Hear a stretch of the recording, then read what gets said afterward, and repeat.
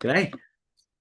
Hello. Hello. So today we are going to talk about management and how it has got its uses, but probably isn't for the only solution, and why it's so reinforcing to clients to use it, and why some people get stuck just using management. But yeah, like it's not everything. It shouldn't be just everything all the time. Like sure, just manage it, it'll be fine, move on. But if you really want to make progress in the direction of your training that you want to go, management probably just doesn't quite cut it. Well, yeah, exactly. And it also depends on what it is Yeah. and people's situations. So, management when it comes to things like reactivity or reactive responses to humans, dogs, cars, insert moving objects or inanimate, if that's what your dog might be frightened of. Long-term just management will always be long-term just management. Yeah, not the dog actually getting better around the triggers. No, I mean they depending on your environment and what you expose them to. If you are able to manage them in a way that they never see the thing that they're frightened of, great. Yeah, like moving to where you don't, if you've got a dog that's reactive to, I don't know, tractors, when you move away from the Move to the city. farm, yeah, move to the city, you won't see tractors. That's great management. But yeah, the Then there's a tractor show in the city during the Easter show, and then you're screwed. yeah, yeah. That's the problem. And then the management is every Easter you have to go out the city. Like that kind of management. It's not really It's a band-aid. it's a band-aid. It masks the problem. Um, and sometimes, like you say, it is appropriate. And this is the thing that I think a lot of people get stuck on is like, well, if I'm just avoiding, well, am I getting over it? And no, you're not. But sometimes if your dog is really, really, really struggling around that trigger, and in general, we might need to calm their nervous system down and manage their access to it temporarily so that you've got an opportunity for their nervous system to calm down, and so that you can use that time to train the behaviors that you'd like to see around that trigger, but under easier circumstances, so that in the future, when you are around that circumstance, the dog actually knows what it is you're asking of them and is bloody good at it, and you're good at it. Well, yeah, and you're right. It is bringing the dog's nervous system down, but also having that opportunity for them to get back to baseline or homeostasis or whatever the you know trend word is at the moment. Um, but if it's something that happens, if the stimulus is always occurring when they're out on something that's supposed to be their enrichment, their walk, like a person or a dog or a scooter or whatever, and you manage them by giving them that break or taking them somewhere else, what you then get the opportunity to do is change the prediction, because your dog will obviously over time, not obviously, but over time, create a prediction that will be then paired with many things like your shoes, your keys, the lead, the harness, your treat bag, all of these things that we a lot of the time forget that dogs observe and go, oh, that means this, and that means this, and that means this, and oh crap, I'm going to see all the really scary things that are really scary.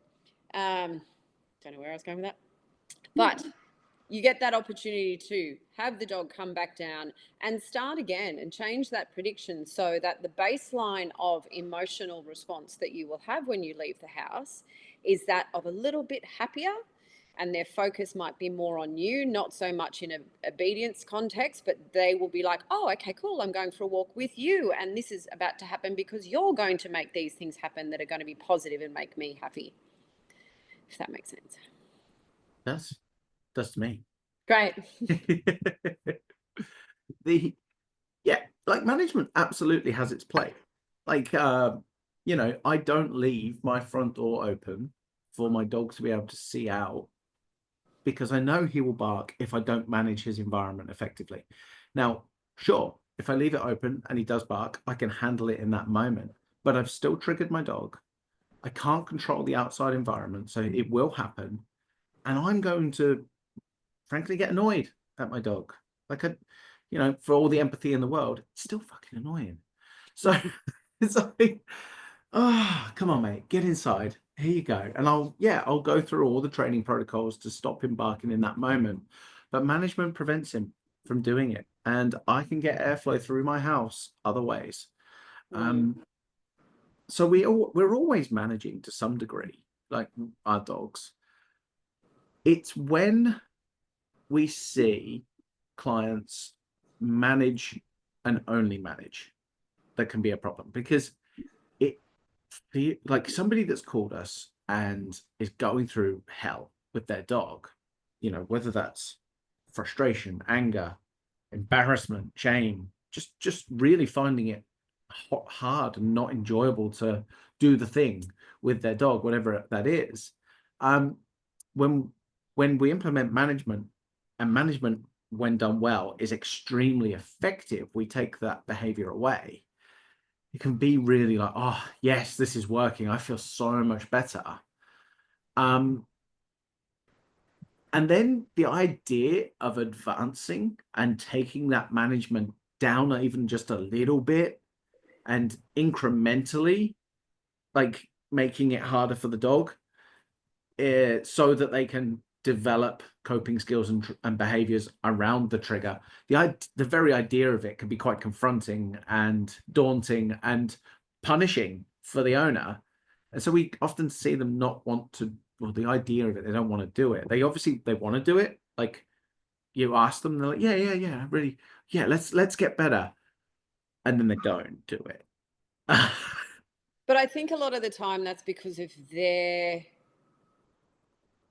negative experience when the dog has got into that situation. So any clients that I've worked with, like one that I worked with recently, big, beautiful Great Dane, 60 odd kilos, gorgeous. She was attacked by a German Shepherd while on lead, just walking down the street, and her behavior changed. Anyway, so we worked on all that. But one of the things that the caregiver said was, I'm really scared to introduce her to other dogs on a lead. I am. Not the dog. The dog was fine. Dog wanted to meet everybody. She didn't care. Like, that reactive response wasn't really anything to do with the attack. She genuinely wanted to meet everyone. But the effect that it had on the caregiver was where a lot of the management that she'd been doing for a long period of time before we started to work together came from. Because every time she saw a larger breed of dog on the street, she went, and then responded. So the management that does sometimes happen, and we sometimes see it where people will be luring their dogs with food for years. Yeah. Because it is reinforcing for them, because they can go, I can get my dog's attention from here using a piece of food to divert their attention away, and I can maneuver them away. Yeah. So that is a form of management. But when you get stuck on that, that's what we forget, is the dog now has a high expectation every time. Now, of what cues them that the food's about to arrive, whether it's the dog or the hand being shoved in the face, we don't know. It could be many things. But when that food's not there, so this is where the other end of the scale, where people have managed for so long and then they go, maybe the dog's fine now. Yeah. Yeah. So they take the management away because maybe they've gained confidence over the period of time because they've managed for so long, and they've gone, do you know, I reckon they'd be all right. So the management goes away, which there's no in between of fading the management out or the food or whatever it might be. And the dog's like, hang on a minute. Oh shit, I don't like that thing. Yeah. And It's the same with like the metaphor, well, not the metaphorical, the car. If your management is hide behind cars, and all of a sudden there's no cars to hide behind, it's the same as like, taking that treat away. If you've always distracted them, yeah.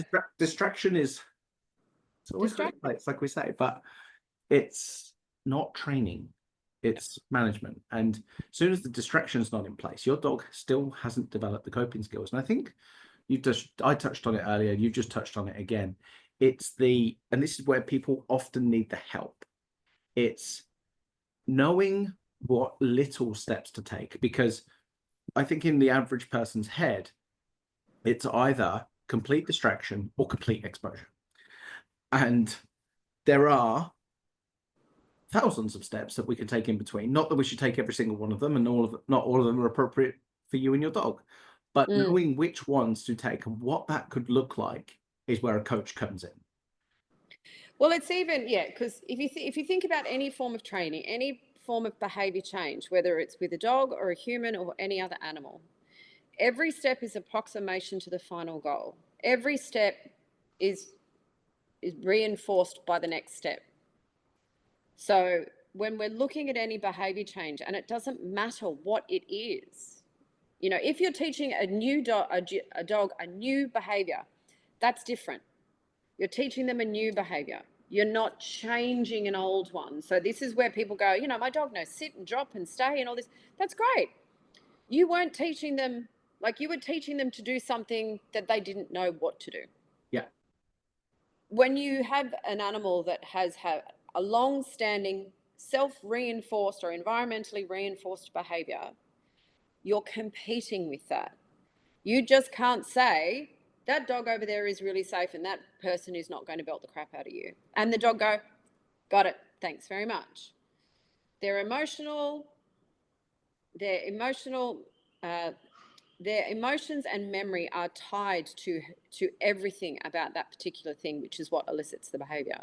And they're the things that we have to change. It's not the behavior we change, it's everything that elicits the behavior. And that's where people go, oh, but you know, let's go down to the dog park and work with the lunging.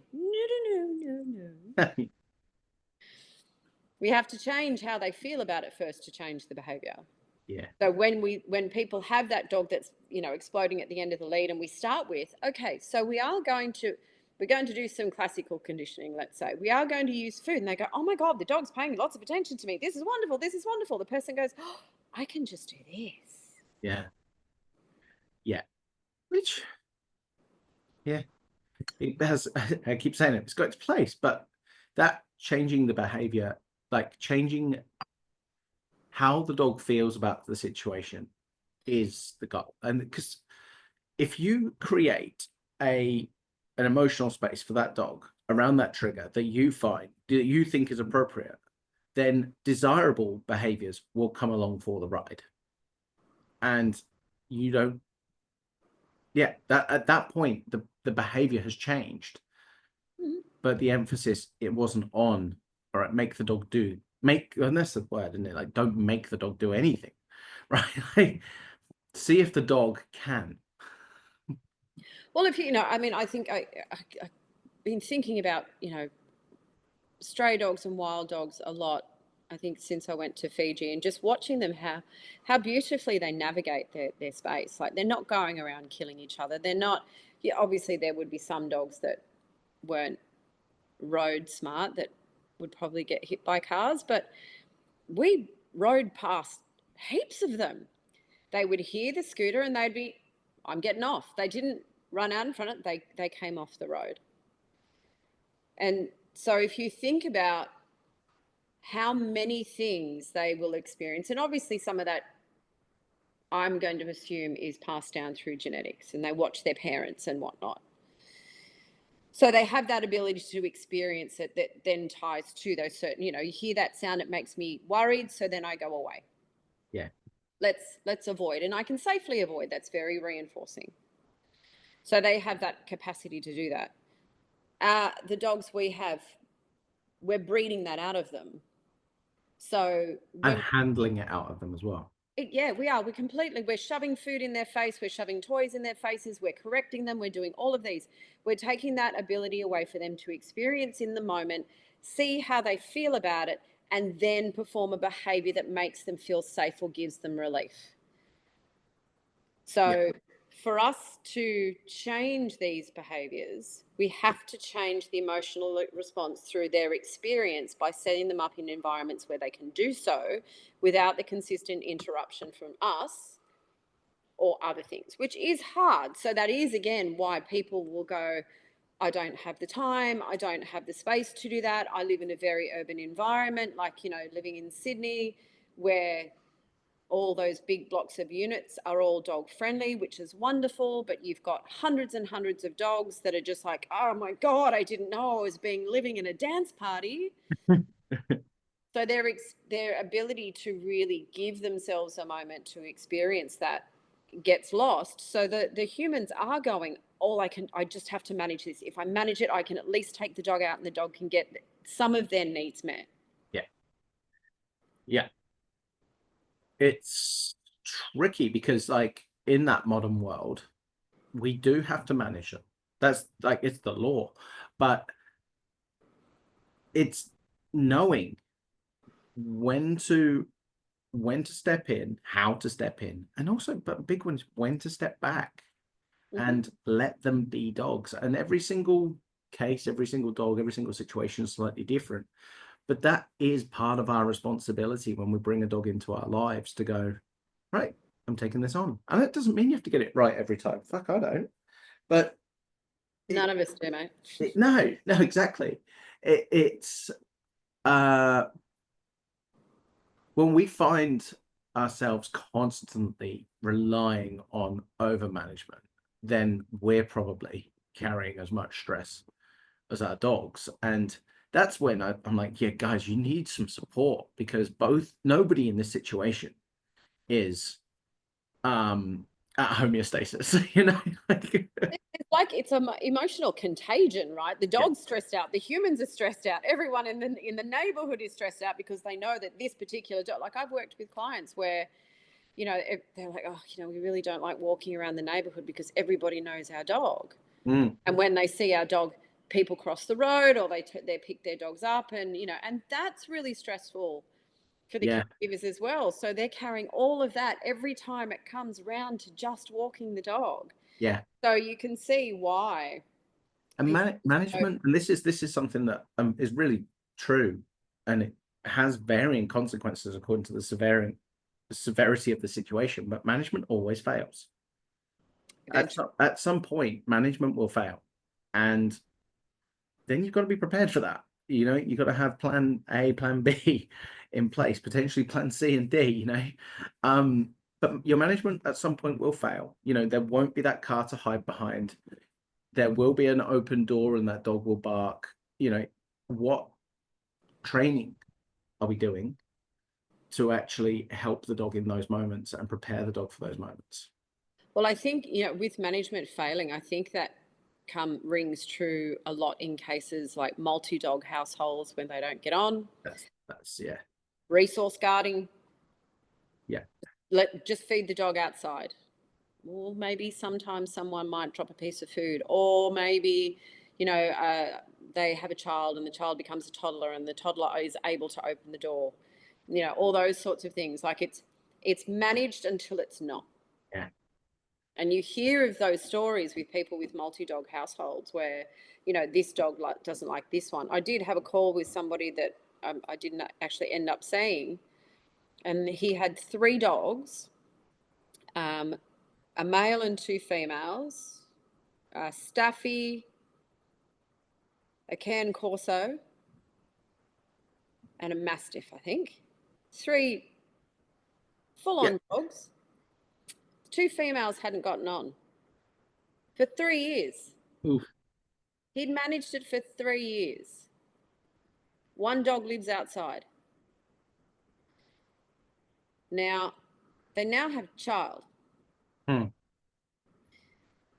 One of those dogs does not like the child. And that was the dog that lived inside. Oh God. So now I didn't end up seeing those people, but when I hear, oh yeah, these two females don't get on, haven't for 3 years. 3 years. How do you do That's that? One lives outside. And that's how reinforcing management can be. You get by, you get by, you get by. It's like, it's like back pain, isn't it? You Oh, you're just going to manage it. You'll manage it. You'll manage it. Before you know it, though, you can't walk. you can't walk, and you're like, oh well, crap. That's an entire month off work. Because when you blow out, you really do.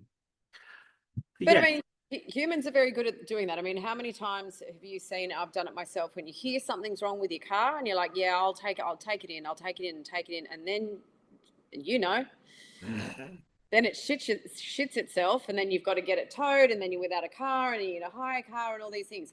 Management fails eventually in some way, shape, or form in everything in life. absolutely. If you don't fix the problem, find out where the problem is coming from. The behaviour is the symptom of such. Change the emotional response with management and training. Any good trainer will say, okay, we're doing management and training. The protocol should say management and training. If they just say training, if management isn't necessary, that's great.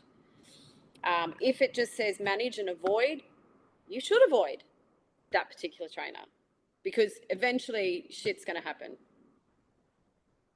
As premise, though, Yes. if they say manage and avoid with the view to Yes. training down the line, Yeah. that is different to just categorically saying avoid. Yeah. Thank you. Yeah, it is. All right, we're going to wrap it up there, but thank you very, very much for your time as always, mate. No worries. See you soon. See ya. Bye.